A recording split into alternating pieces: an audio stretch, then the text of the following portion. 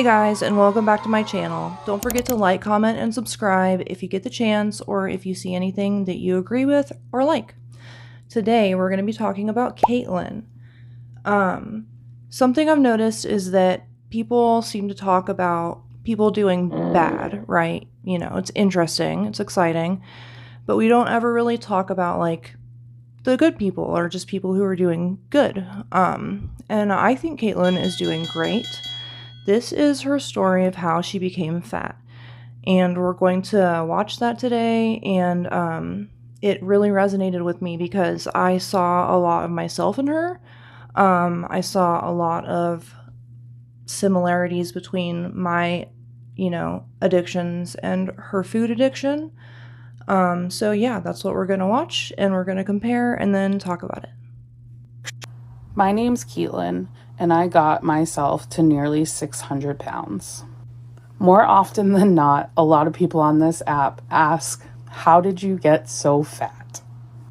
I take a lot of pride in being honest, real, and raw during my lifestyle journey changes. Good. So I'm going to tell you how I got this fat. I have been battling a food addiction from a very young age. I remember being in 5th grade, lying, hiding, sneaking, and hoarding food. I have used food to cope and self-medicate my whole life.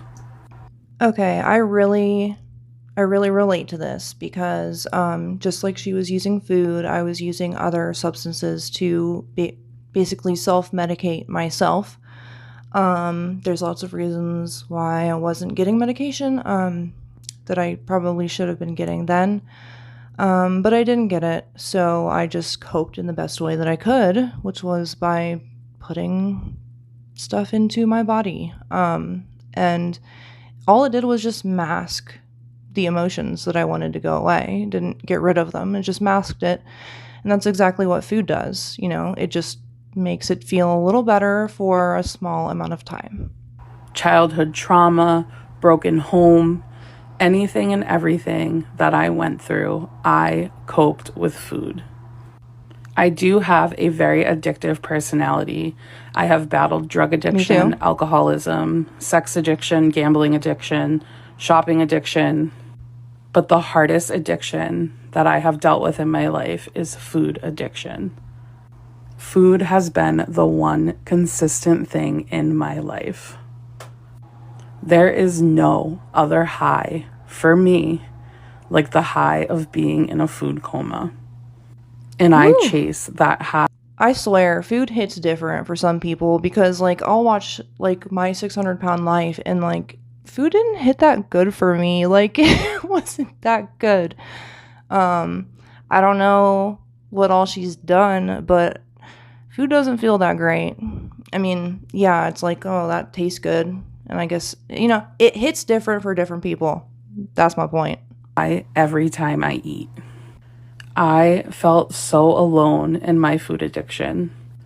I was never honest completely with people in my life. The closest people to me, I would still hide food from. I would lie about food. I would sneak food. My car is where I would do the most damage.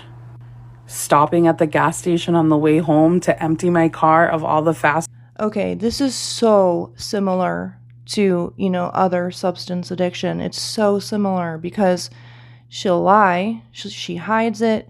The whole thing with all the bad stuff happening in the car, away from who you're trying to hide it from and who you're lying to. Going to a gas station to get rid of the evidence, it's so similar. Obviously it's an addiction. They're both addictions. They're similar. But, it's crazy to me to see the similarities, and we all go through different things in life, but we're all the same. We're all human, Food bags and cups just to get home and ask what's for dinner because of course I haven't eaten yet. Of course I spent numerous times in my life trying to lose weight, but my desire to eat was a hell of a lot greater than my desire to change my life. Yeah. It's crazy the amount of times that addicts will say and truly believe that, they're going to stop or try to change their life, and then the desire and the urge to go back to what you want is more powerful. And I don't know what changes that for people, what makes it so that you are ready to stop. Everybody has their own story. Everybody has their own reasons. But yeah, sometimes that desire to act is more powerful than, your human instincts. In 2023, I gained 100 pounds. I started 2023 at 500 pounds and ended 2023 at 598.2 pounds. And I'm here to tell you that a majority of that weight I actively gained. I discovered a community called Feederism. Feederism is a kink community where they sexualize and fetishize eating. I found myself consumed in the Feederism community. No. I was wanted, I was desired, I was loved. These men wanted to take care of me.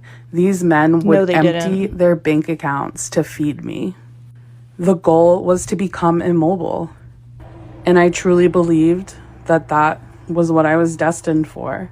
I was too far gone. I might as well go all the way.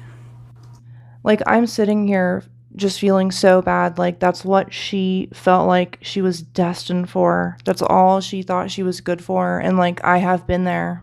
I have literally been there. I have had those thoughts. Not literally. I haven't literally been there.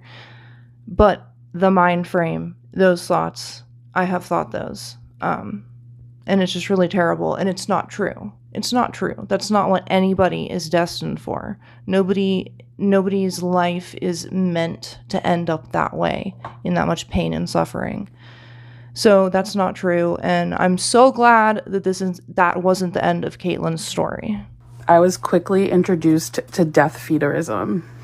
Death feederism is exactly what it sounds like. Yes. They wanted to feed me to death. To death. And again, my desire to eat was greater than my desire to live. I catered to their fantasies. I ate and ate and ate. And I slowly got myself closer to becoming immobile. At the end of 2023, I had an extremely scary health concern come up. I spent a week in the hospital battling sepsis and cellulitis and was days away from going septic and dying.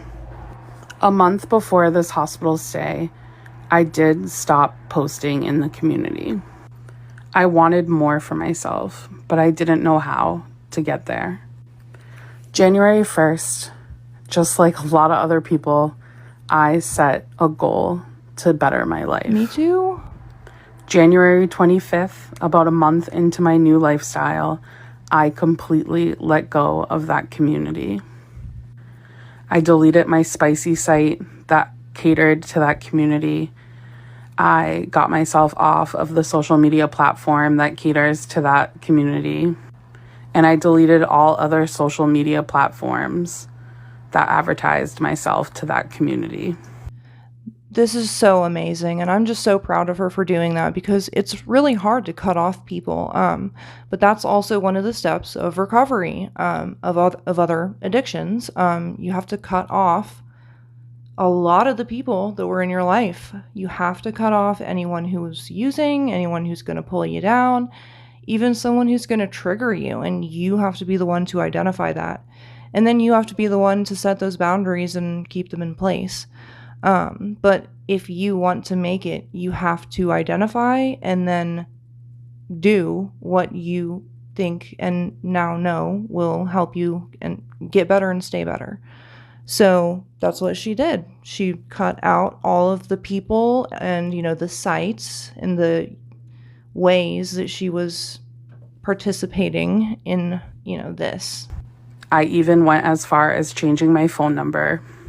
Because Yes, even good after idea. leaving the community, people were still outreaching me via Cash App and PayPal, sending me money, telling me to use it on food. I've stayed strong since January 1st. Okay, there's another similarity. People from her past popping up to bring her back down. They want her to fail because they liked her better when she was in her addiction. They liked her better when she was, making her spicy site and all that. So, but she stayed strong and she didn't do it, which must have been really tempting because she's got these guys, saying, "Here, I'll pay for you to go do what, you really deep down, wanted to do." Um so yeah, that's got to be hard. So, good job. And I can say that I am over 60 pounds down from my heaviest weight. Yay. For the first time in my life, I want to live. I want a better quality of life for myself, but also for my kids. Yes. I am taking control of my life. I am not letting my food addiction win. I am taking this one day at a time and doing what I need to do to better my life. I can do hard things. Yes, you are correct, Kaylin. We do recover. I'm just so proud of her, and I saw her video, and I want people to know that it is possible. Even if you are in what I would consider the deepest, darkest part of the whole, fat acceptance haze, all of that, which is the, eaterism thing. But she made it out. She did it. She's doing it. And it's not, I can't say she did it because she's doing it. You have to do it every day, and even when you get down to your goal weight, you still have to keep doing it. It doesn't end. It's a lifestyle. So she's doing it. It's possible. Don't listen to the people who get on TikTok and tell you that it's not. All right, you just have to find the will in you to do it. So I'm really proud of you, Caitlin. I'm sure your kids are really proud of you. I really liked your story. It's inspiring. I relate to it a lot. So yeah, that's it for this video. Just wanted to make a small one today. Didn't have work. I have my makeup on, so I'm going to make a video. Alright, but I will see you on the next one.